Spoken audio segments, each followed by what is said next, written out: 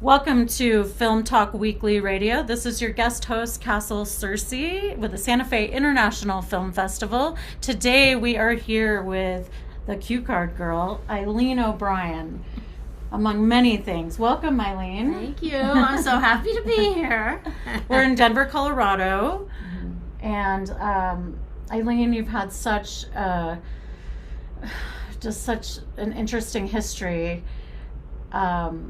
Why don't you take us, what did you want to be when you grew up? Well, okay. For as long as I can remember, I wanted to be a school teacher. Okay. And my poor sister, I used to torture her because she was 7 years younger than me, and I used to make her sit and actually give her, paperwork and stuff, that she had to do. I found a lot of it in the trash, actually, because I was what do they call, safety guard, one of those with the badge that you made sure the kids got in and out. Everyone loves that person. Yeah, so I was a safety guard, and in the back of the school, right next to where the mimeograph machine is, okay? So what would happen is the teachers would come and mimeograph everything for the class, and then they'd throw out their rejects, and I'd dig through the trash and bring them and take the rejects and stick them in my pocket and take them home, and I'd cut them up, or I'd clean them up so that I could use them to make my poor sister do 2 + 2 is 4 kind of thing. So you played teacher. I played teacher from the very and beginning. Yes, I couldn't help it. For those who don't know, a mimeograph is like a Xerox, it's like an early Xerox. But it has this purple color and this smell that I've been told. They called them ditto sheets. In my school. Yes, they did. Yeah, they were purpley. They were. I loved the color. They were beautiful color, and they had this smell that I've been told a lot of people have, kind of real visceral memories of their childhood from my generation, because I was born in 52. So anyway, my whole life I wanted to be a school teacher, thought that's what I was going to be, and in fact it was what I went to school for. I got a degree in 1974 from the University of South Carolina, the other USC. Okay. Go Gamecocks, haha. And basically I got a degree in elementary education, but along the way, first of all, in 70 when I arrived, I hung out with this group of people who became hippies. They became hippies? Became hippies. Well, they were very avant-garde to start with, but then the movement, was happening then. The late 60s, early 70s is when people started to sort of make those kind of decisions. So started to wake up. Yes. And so I hung out with this crowd. I was very, very scared of drugs. So I was not kind of involved with that for a really long time. But basically, one of my friends told me that there were these classes that were through the Ford Foundation that were meant to be ways to explore experimental education. Cool. And it was in a lot of schools, and University of South Carolina was one of them. And I had a professor and you would take, it was really weird, you would take like Geology 101, and what you would do is read Carlos Castaneda instead, and they would just give you a Geology 101 credit. So they would make up their own kind of curriculum, and it was often very kind of exploratory, either poetry or novels, or discussing art. It was crazy. And the Ford Foundation called it University Without Walls, I think was the name of it. They're still doing progressive work. Oh, interesting. So I had this professor, and he was from Colgate University, upstate New York, was very progressive in terms of education. And he came down to teach, and he heavily influenced me because he knew about all the alternative education kind of worlds that were on. Summerhill was in England. It was this very, very experimental school where the children were not expected to read and writing arithmetic. It was very experimental. So I started Montessori, all those kind of things. So I started to have my mind kind of expanded by this professor, and I started to think I can't just teach in a regular public school, right? Mm-hmm. And that was confirmed for me when I finally ended up doing my student teaching. It was Columbia, South Carolina in 1973. It was really a tough environment. It was very, first of all, it was segregated. Still? Well, the schools integrated, but the programs were kind of segregated. And when I got to the school that I was teaching at, they had this beautiful auditorium with this unbelievable stage, and they hadn't used it in 4 years because that's when integration took place, and they didn't want the kids, playing with each other. So it was desegregated, right? But then segregated within the school. Still? Kind of like there was always these rules, kind of unspoken rules. In the 70s. Right, which one of them was, we don't use the theater because we don't want the black kids and the white kids, being in a play together. Wow. And so in those days, you didn't even, I keep telling people history matters, when something happens in terms of someone's behavior. You don't even know as a person, mm-hmm. As a young person, as a 20-year-old, that this is a bad thing. You feel it, there's something wrong. Mm-hmm. But so for me, what it was, and I had never really kind of confronted it, but really what I loved to do was teach art to kids. And art also meant theater. So when I got there, I said, we're going to put a play on, and the teachers went crazy, the administration. You can't do that, we haven't done it. I said, why not? So how you're brash at 19, 20. Mm-hmm. And I just said, no, we're going to do it. I've got this play. I found it in a magazine, and we're going to do it. And my class is going to do it. And I had all these really interesting kids, one of which I now look back, because even in the early 70s, no one knew about any kind of developmental or psychological kind of handicaps. Now I look back and I know she was ADD. They had her, poor Cappy, her name was Cappy. And she, in the mornings, some doctor decided that they were going to give her coffee, that it would help her. Which, when you think about it, ADD, mm-hmm. Ritalin, mm-hmm. It was meant to kind of squash her hyperactivity. And I so related to her, because I'm pretty sure now I look back, I think I was probably ADD as a child and even as an adult to a degree, especially because I live with my husband, who's, as you know, ADD, and I've started to realize that I have a lot of those same issues where I have a hard time focusing. And this was it was Molly, it wasn't Cappy. Her name was Molly. And Cappy was later. And so I put her as the star of the play. Mm-hmm. And she shone. I mean, she was just, it was perfect. She had energy. Mm-hmm. Her mother came up to me afterwards and cried. Mm-hmm. Thank you. You don't know how much this means. She's always getting in trouble. Mm-hmm. I said, I know that feeling. She's always put in the corner for talking too much. Mm-hmm. That's my story.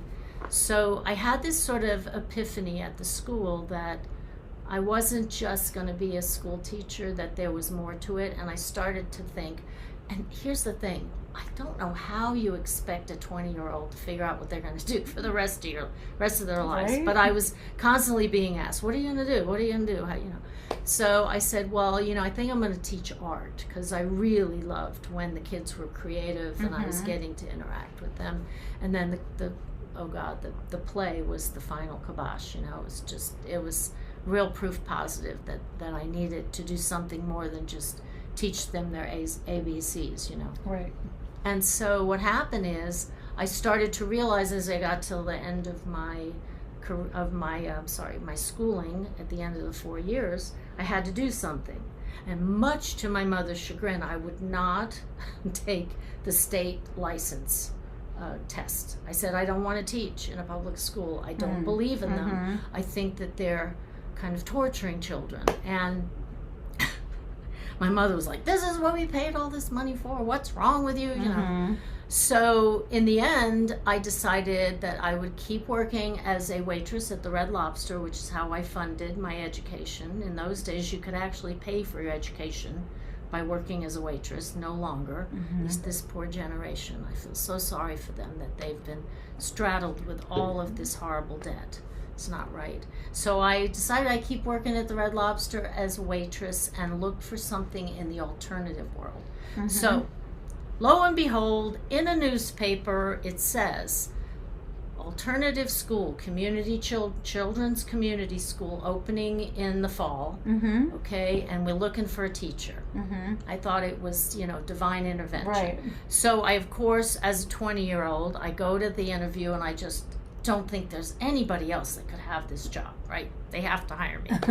So I go in and I interview with Joanne Shane here. So the people that were putting the school together, Ron and Joanne Shane here, who became my dear friends, they were moving from California, Southern California, to Columbia, South Carolina, for Ron to be a director at South Carolina ETV, the PBS station. Okay. And he was going to direct there, right? We're going to take a short break for these messages. Story, huh?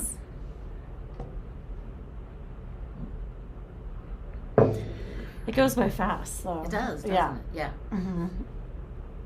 Ready? Yes. Okay. Do we look okay? Yeah, I think we do, right? I'm trying to face out Yeah, I know, Little me bit. too, but yeah. and sit up There straight. we go, yeah. I know, Okay. the sitting up straight is the hard part. I know. Especially at 72, let me tell you. Everything wants to do this. It's like, okay. Okay. Mm. I'm not going to say welcome back. I'm just Okay. going to start and Okay. So you were talking about SCTV? Right, SCETV. SCETV. Right, South Carolina. SCTV is Second Right, City TV. Right. Okay. SCETV is South Carolina Okay. Educational Television. Okay. And it was actually one of the first educational television stations in the country, and one of the largest, actually, long story. But, so Ron had they'd moved from California, and they had a daughter, right, Lisa, and she was in 5th grade, and they did not want to put her in public school because they were both about alternative education. And Joanne, the mother, okay, she had a degree in education. She wasn't really like me, she didn't have a license, right? But they wanted to start this school, so they bought or rented this building, and they decided that they were going to start a school, right? And it ended up being 21 children ranging from ages 3 to 12 in one room. Was it integrated? It was integrated. What we did is we went downtown to Columbia, downtown, which at that time there were dirt floor shacks, and we went into all of these. Can you imagine the white women walking in and going, "Hey, we'd like to have your child come to our school free"? Because what they did was they had half of the students were paying and the other half were going to be scholarship students, and we were going to get the scholarship students from the community. All the ones that paid, very interesting, most of them were from families where the mother or the father had become a hippie or had taken an alternative lifestyle, and the other one was more straight, and they were arguing over where the child would go to school. And so we would end up with a lot of these children. I called them the mixed, it was a, what do you call it when you have different religions? It was a mixed household. So we had a right wing and a left wing parent that weren't together anymore, and then what do you do with the children, right? They're kind of thrown into the mix. I mean, it was no Solomon moment. They almost tore them up. But anyway, it was really hard. And yeah, a number of the children, it really problematic. But in the end, they were really unusual children, only in the sense of they didn't come from your straightforward, kind of 70s family structure. So you were teaching there. I was teaching there, and these were amazing children. And Ron, one of the things that was our rule was that we got the children to tell us the curriculum. So they would say, "No, I don't want to do that," or "Yes, I do want to do it." We had a kind of a rule that you didn't say no to them within, sort of reason. And we would always try to see what was their natural instincts, right? So Cappy, who I mentioned earlier, Cappy was an artist, a natural artist. Her mother was a banker. She was not happy. Mm-hmm. But she would do things like we'd go down to the riverside and she would find clay and she would bring it back and she would mold the clay into little sculptures. Mm-hmm. I still have one of her sculptures. She was an extraordinary child.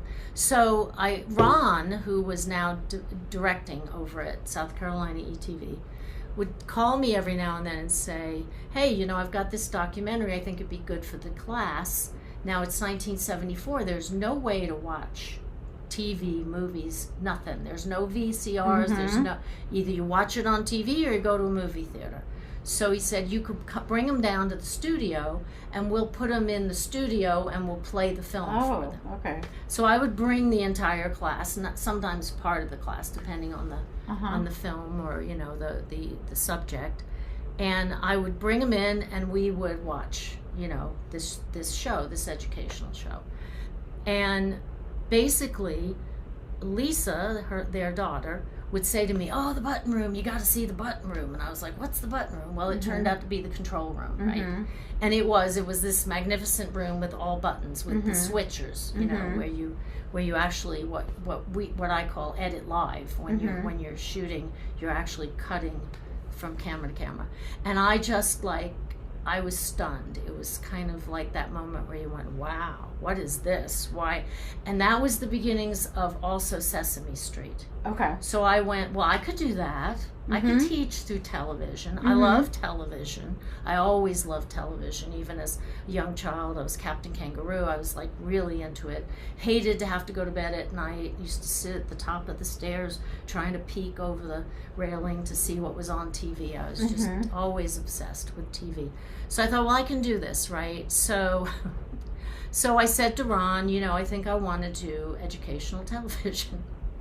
And he looked at me like you would look at any 20-year-old that said, I'm doing your job, right? I'm going to do your job. And he went, well, you know, let's look into that. So at the end of the year, I said, I'll continue to teach art at Children's Community School, but I need to move on. I had this real strong, urge to move on. And he said, well, there's a part-time production secretary job, pays $75 a week.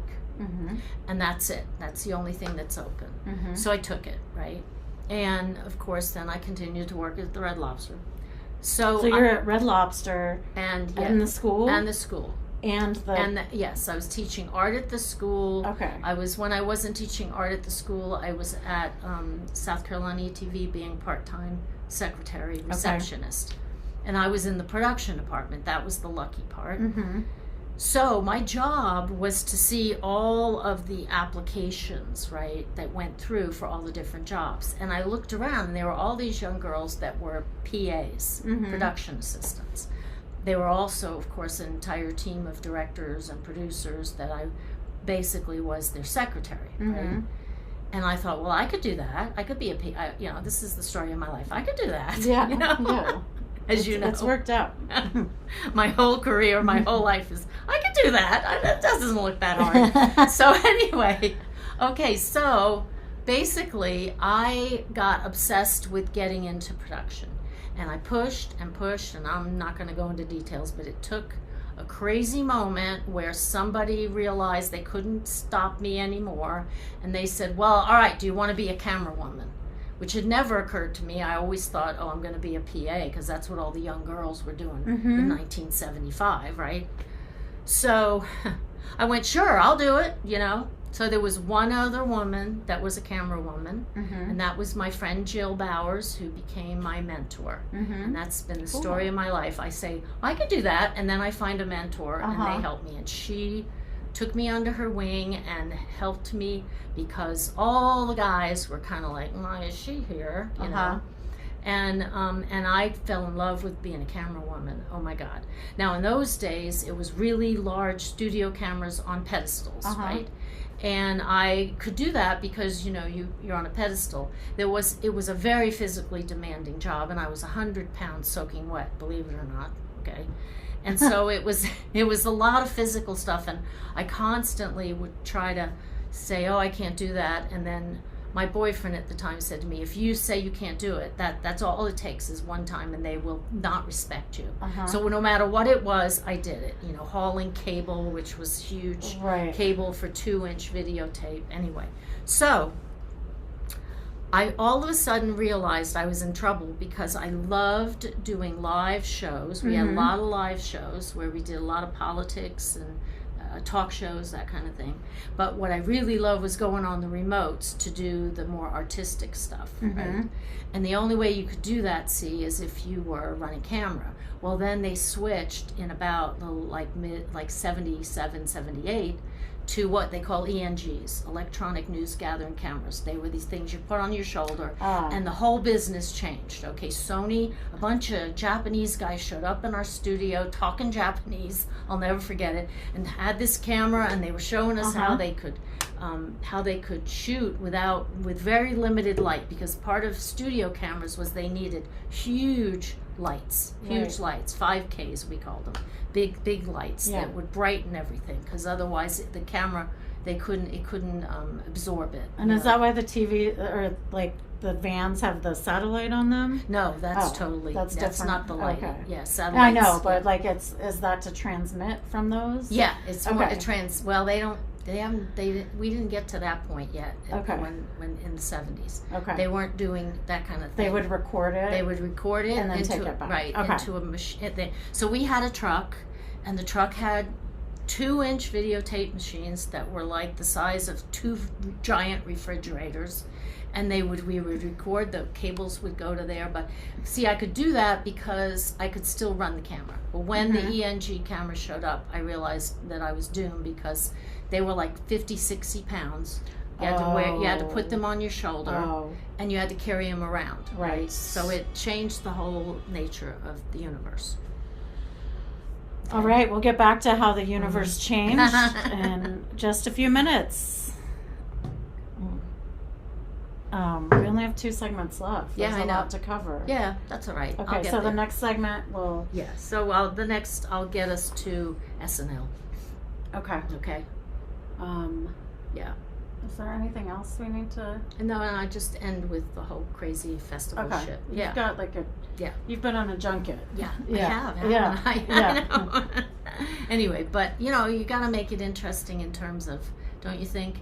And you don't want to just say what happened and just cover what's in the movie. Right, exactly. Yeah. Perfect.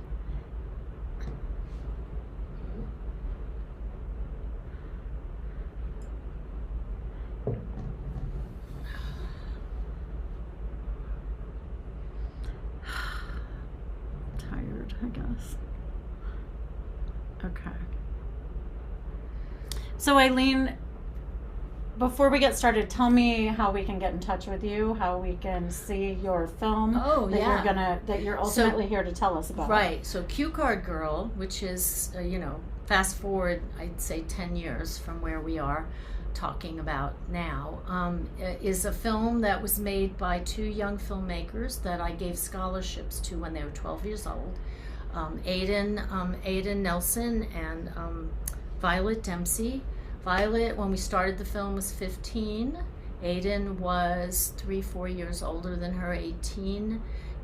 Tomorrow, actually, Aiden is going to London to be a student at the London Academy of Film. Wow. And Violet, who just turned 18, Aiden's like 21 now. Violet is going to CU Denver to study filmmaking. So okay, cool. These 2 young people came to me, I guess 5 years ago, and said, we want to make a film about you. And I went, yeah, sure, you don't want to do that. So long story short, we made a film, and the film was called Queen Eileen. It was about my whole life, all this crazy story about how I got into the business, and then my film festival experience and all that. But basically, and of course, important to mention, I've worked at the Santa Fe International Film Festival for the last 10 years, because my favorite thing in the world to do is Q&As and interviews. So I'm so happy we're talking. Yeah, it's really nice. So anyway. What's your Instagram? So my Instagram is Queen, Qween, Eileen. Okay. at Instagram or whatever you do there. Yeah. I don't know how you do that. Okay. And then my Facebook, of course, is just Eileen O'Brien, and you can find me there. But the film, we just released the film. It did a festival run for about a year, and it's 24 minutes. It's a great little film, I got to tell you.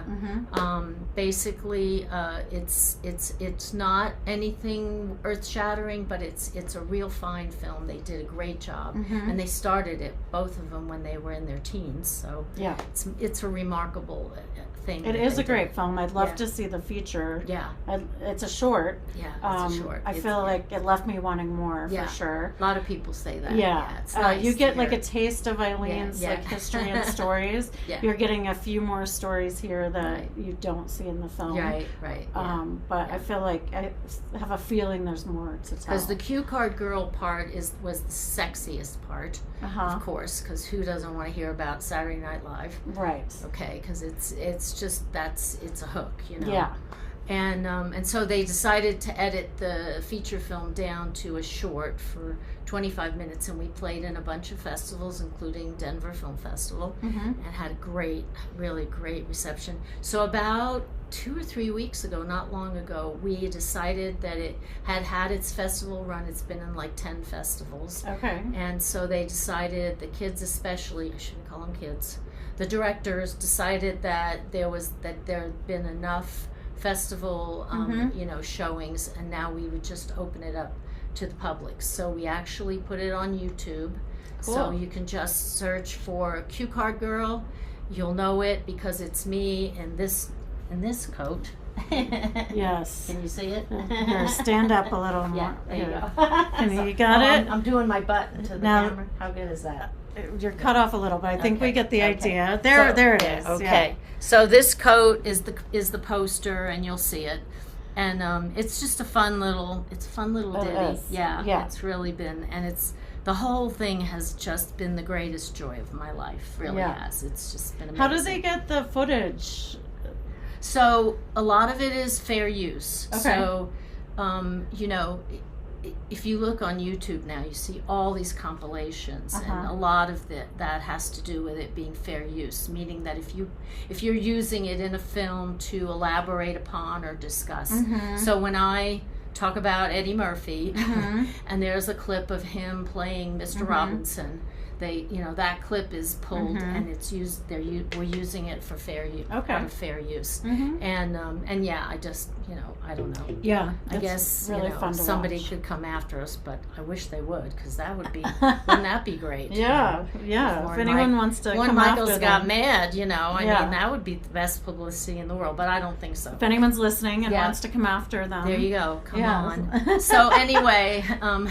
But it's really, it really is one of those moments where I decided that because I have all this production experience, that I was really not going to impose any kind of influence on them and make it their piece. So there are things I would have changed. The only thing I said to them was, I have to have final cut. So if there's anything in it that's disturbing to me. about you. But I just, honestly, I realized that, I'm just not a person who enjoys talking shit. So it worked out great because we really didn't have any of those issues. And they weren't trying to exploit you. No, they weren't trying to exploit me. They were making a love letter. They were. Yeah. And it really turned out to be that, because you can tell these stories your whole life, right? Which I've been doing, as you know, when we're at parties. I always hear something new. Yeah, people gather around, But when you see it with the footage, it's a whole other experience. And then, on top of everything else, I've been pushing people and, escorting people down red carpets for like 30 years. Well, since 95 is when I started working at the Cannes Film Festival. So I've had all these opportunities to help others, and I've never done it myself. So this was my first walking the red carpet. It was just magical. It really was. It was well worth the wait. But basically, when I left South Carolina, I left with my husband, who I met and married in a month. Okay. And he wanted to go to New York. And how I got to work at Saturday Night Live was and that's a part of what the film is about. Right. There's a lot more in the film about this. Mm-hmm. But basically, I was really having a hard time because, South Carolina is a non-union state.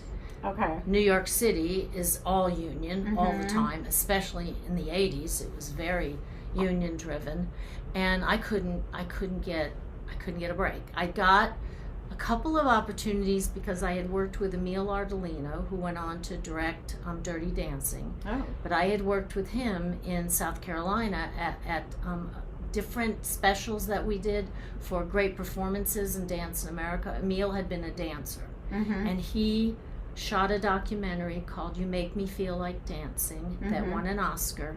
And then Wow. he became a director of Dance in America. Mm-hmm. And then I worked with him and became like his right hand person, his production assistant. And he really, really loved me because we were New Yorkers. Mhm. So I knew when he'd say to me in Columbia, South Carolina, "Oh my God, I have to have a real pastrami sandwich," or whatever it was, I would understand the New York stuff. So my first job in New York was working with Emil on we actually shot at Shakespeare in the Park. Cool. Yeah, it was Midsummer Night's Dream Oh, with William cool. Hurt. Cool. And he gave me that. I went to that Yeah, recently. yeah, it's Yeah, cool. they It's must have really come cool. around again. It's Mhm. really cool. It was a PBS special, for WNET. And I got that job, and then jobs started just disappearing because it was the time when cable was starting to erupt, and all of the networks, the broadcast networks, started to do art channels, and it didn't last. It was like maybe a year. All of them started these art channels, like ABC Arts turned into A&E, CBS had Black Tie. There were all these What kind of arts? so they thought that they could tap into the PBS kind of Like viewer. film or television? More like opera, Okay. dance, song, that kind Okay. of thing, Interesting. the arts. Mhm. And I got a couple of jobs that way. I got 2 or 3 jobs, and then they just dried up because all the networks collapsed Mhm. all at the same time. Hmm. So this was 81, 82. So in 82, because of the connections I made, I got hired to be George Carlin's assistant, Mm. and Brenda Carlin, she was the producer, his wife, Mm-hmm. on Carlin at Carnegie, which was his 3rd HBO special. Okay. It was just one night? It was one night that Okay. they shot. Yeah. Okay. And just, of course, Carlin genius. And I had loved him beforehand, but now I had this opportunity to get to know him personally, and Mhm. I would, every day I would go to the hotel and wait for him to wake up, because in those days comedians would go out and they would go to Right. all the other clubs to check other comedians. They still do that. I think they still do But, that. Yeah. in those days that was the only way. There was no right. on TV. Right. So Yeah. anyway, yeah. We'll take a short break. I think we're doing pretty good. Do you feel this is the last segment? Anything Yeah, I we can do haven't it. I can covered, wrap it up. or- No, Okay. I'm going to wrap it up. Yeah. Okay. Here we go, because they want to know, and then they can watch the film to see more, right? Yeah. So Mhm. anyway, yeah, Okay. I'm good.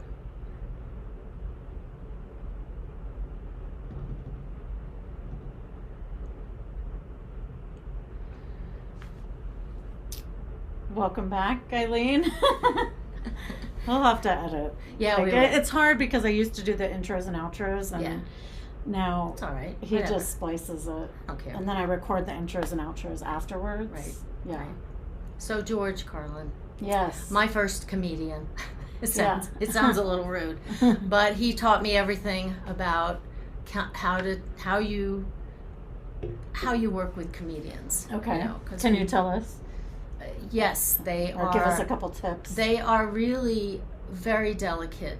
I hate to say this, but they are very delicate artists, because, as you know, I think it's who said it, that dying is easy, comedy is hard. I don't remember who said that. I don't know. A Sounds like he would say famous author. Yes, Yeah. sounds like a George thing, Yeah. but it isn't. It's somebody before him. that. And so I learned that if there's freedom in being with comedians, but there's also rules, that you have to be careful about their egos, and and also just the fact that the job they do is so frigging hard. People don't have any idea. The first thing that happened to me after the first couple of days was watching him every day working all the time, taking notes, writing, because they're never done. Right? There's no like, let's go to bed. Let's stresses go. me out. Yeah, it is. It's stressful. And you realize that, you know, because everyone has this thing of, oh, they get up and they talk and how easy that is. Right. It's never that. Right. Everyone thinks they can do it. Right. So George taught me everything. And so that was 82. And then come 83, I had done that special. And he was really, you know, really important in my life. He went on to be one of the few people that would ever always answer my phone call, take my phone call, as we say in the biz. Yeah. He'd take the call. Right. And he did it over and over again. And yeah, real deal. So I'm desperate for work because all the arts channels have collapsed. I'm at a party in New Jersey with Jerry Gepner and his wife. Jerry Gepner was one of my technical guys in South Carolina who'd moved to New York. And he was working as what they call a TD, a technical director at a production company. And basically, he knew everybody in the biz, and he was hiring people. So his wife said to me, what do you want to do? And I said, I love to be on the floor, especially live television, because I really love that excitement. So she said, well, he hires people that do that thing where the words are rolling. I said, oh, teleprompter. She said, yeah. I said, well, I got to tell you, I can do that because when I was a crew person, I did all of it. I lit, I did audio. So I get this phone call, right? And it's in the days of the little audio cassette, you know, machine, the answering machine. And it's, hi, this is Kevin Kay with Video Q. I heard you want to do cue cards on Saturday Night Live. Well, I thought it was somebody punking me. Because what Jerry had talked about was just doing teleprompter on, like, industrials. Yeah. So I said, well, who is this guy? So finally, after 3 calls, I call him and I go, who the hell are you and why are you bothering me? Jerry Gepner went on to become the president of Fox Sports. Okay. Kevin Kay, who owned and ran Video Q, which did all the cue cards at Letterman and SNL, right? He had called him, and they did teleprompter in the summer to make extra money. But he'd heard that I had experience being on the floor. So he said, listen, this is Jerry Gepner gave me your name. Do you want to interview for this job or not? So I went from sitting in my apartment depressed to literally 15 minutes later sitting in the bleachers at 8H. Cool. And like a typical 28-year-old. Can happen that fast. Yes, and 28-year-old. I tried to talk myself out of the job. You know, I was like, I don't know how to write, whatever. And he went, do you want to try this job or not? Yeah. So within a week, I was holding cards for Eddie Murphy because that was 83, and they decided to do, they did, for the first time ever, they were pre-taping sketches. They'd often done little films. And so they stuck me on that because they knew it was pre-tape, meaning that it wasn't live, and that, you know, if I made a mistake. And the first thing I did was, and this, I'm a person who did camera for years, they said hold the cards really close to the lens for Mr. Robinson, because when they talk into the lens you have to make it look like it, and I held them right over the lens, and Eddie went, girlfriend, what's wrong with you? If the lens can't see me, I can't see the lens can't see me. I was like, oh my God. I was so embarrassed. He laughed, did his Eddie thing, and I said, I swear I'll never do it again. And he said, of course you won't, don't worry, we're gonna be good friends, you know. And thus began my career at SNL, and it was a wild and crazy ride because who knew, right? Like you said, overnight. So how long were you there? I was there from 83 to 87. Okay. And so I went through a lot of different times that were pretty hectic because what you didn't know in those days, there's no social media, there's no Google, there's nothing. There's the New York News, page 6, that's it. Yeah. What was really going on is in 81, Dick Ebersol took over because Lauren quit, left, and he tried to, Gina Mania took it. She later became all of Woody Allen's movies. She produced them, but she was in the crew at that time. She became the producer. That didn't work. Then Dick took over, and the whole time they were talking about canceling it. So from 81 to 88, all the way through the 80s. They every year they just would go, we'll think about it. And all through my time that I was there, it's funny because you could feel a sense of tension, but you didn't know what it was. But what it was is underneath it, in the back rooms, people were going, are we going to even keep doing this? Right. That is, yeah. I wonder how, I'm sure that tension. Yeah, you could feel it. And Dick Ebersol, I always say, he never got enough credit, because he was only there from, I think, 82 to 85. But if it wasn't for him, the show would have been canceled. He was a programming genius, and a difficult and very, very taskmaster kind of boss. But he was direct. I loved that about him, and I really feel like he deserves more credit for saving the damn joint.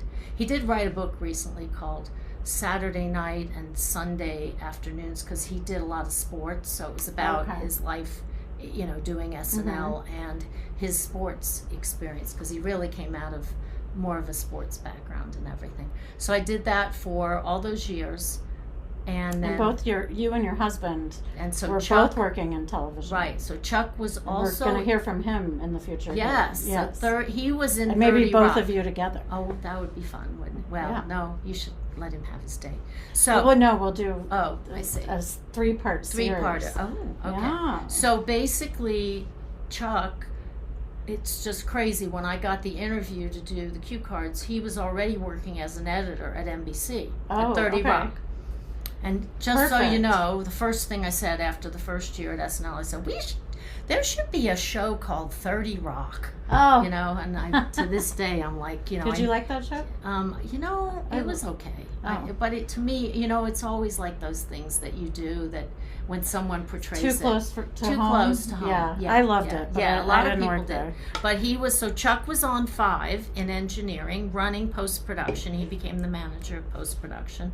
And I was on 8 doing SNL, and then on 6 doing Letterman, because I did Letterman pretty much every other day, because I was on call from Monday through Thursday to do Letterman, and then Thursday through Saturday was straight doing SNL all that time. So I was at Letterman as well from 83 to 87. Yeah. Okay. So it was really interesting, because it was just doing cue cards as well. Yeah. Okay. Yeah. So what would happen is Kevin Kay, who was the owner and also was Letterman's So it was guy. Video Q.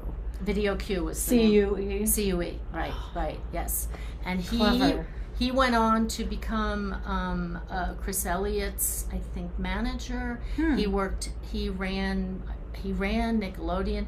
Long story short, he ended up the head of Paramount and greenlit Yellowstone. Oh, cool. So he's no shabby guy. The cue card guy? Oh, yeah, Kevin Kay, my boss. Cool. Yeah. He's love Yellowstone. Yeah. So there you go. He was like, his whole family was really showbiz folks. His grandfather was Kate Smith, who sang "God Bless America." Okay, his grandfather was her agent. Okay. So that started the whole thing, and then his uncle, Donnie Kay. Okay, Donnie was Johnny Carson's cue card guy in New York in the 60s and 70s. So when he moved to California, to Burbank, he left the New York business to Kevin. So Kevin ran it after Donnie moved to California. So the whole family was showbiz people. They're really fascinating family. And amazing. Totally amazing. Okay. So parting words, parting advice. Just, if nothing else, as you can tell, my career, this didn't even talk about my film festival life. But so much of my career is just the fact that I really count. I know it sounds like, like some sort of Tennessee Williams play, which it is. I always depended on the kindness of strangers, but mostly I tried to be really good to everyone that I worked with and care for them and them care for me, and I've had many models for that. And so then it's not just luck, it is a lot of luck, but it's also the fact that you've made a good sort of point to someone. You've made them Right. know that you're somebody to be trusted and to be cared for, Mhm. and so and back, for Yeah. vice versa. So good reputation paired with a little luck and happenstance, Right, being in the right exactly. place at the Yes. right time. Because like South Carolina, who would ever Yeah, guess? who would guess? That would Right. give you so much television experience. Right, exactly, exactly, So and being in the right place, the right time, with the right attitude, and then you can be Eileen O'Brien. Thanks everyone for listening. This is Castle with Film Talk Weekly Radio. And I'm going to have go to see the movie. go see the movie. Yes, go see Cue Card Girl. Cue Card Girl on YouTube. Yeah, Now. it's really fun. It's a fun little movie, and just gives you more insight into Eileen's super interesting life. Okay, thanks for joining us. You're welcome. Thank you for having me. Thanks for joining us. This has been Film Talk Weekly. I'm your guest host, Castle Searcy. With the Santa Fe International Film Festival, we've been learning about Eileen O'Brien, the Cue Card Girl. Check it out on YouTube now. Good? Do you Good. approve? Yeah, very, Okay. very good. Hopefully the sound's good this far away, but I think so. know. Yeah, Yeah. yeah. Do you know?